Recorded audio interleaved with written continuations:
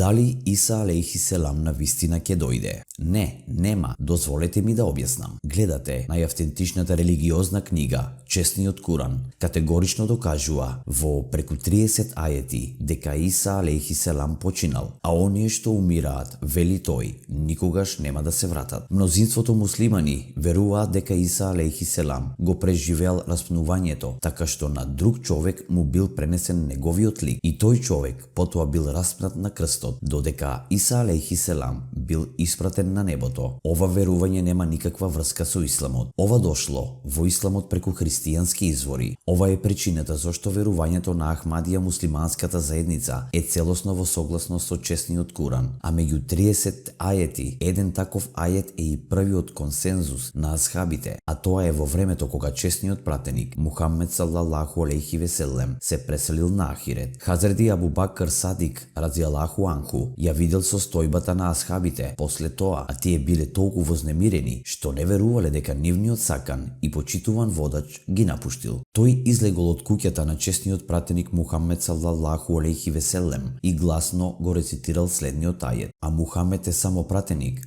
на вистина и пред него поминале пратеници. Ако некој пратеник и бил изоставен од овој ајет, она што Абу Бакр разијалаху анху се обидувал да го тврди немало да биде вистина. Се собрале илјадници асхаби, а ниту еден од нив не станал и не рекол: Абу Бакр, тоа не е вистина, Хазрети Иса алейхи селам е жив. Едноставно кажано, ова верување на Ахмадија заедницата е целосно во согласност со Чесниот Куран. Бидејќи се докажало дека Иса алейхи селам починал, ни остануваат само две опции. Под еден, или да ги отфрлиме хадисите на чесниот пратеник Мухаммед салалаху алейхи веселем за второто доаѓање на Месијата. Под два, или да кажеме дека тука мора да постои друго значење и мора да има друго објаснување. И можеме да видиме дека пратеникот рекол од умметот ќе личи на народот на евреите. А што можеме да видиме кај евреите? На евреите им било кажано дека Илијах ќе се врати, а кога дошол Иса алейхи селам, го прашале каде е Илијах. Тој покажал кон Јован Крстител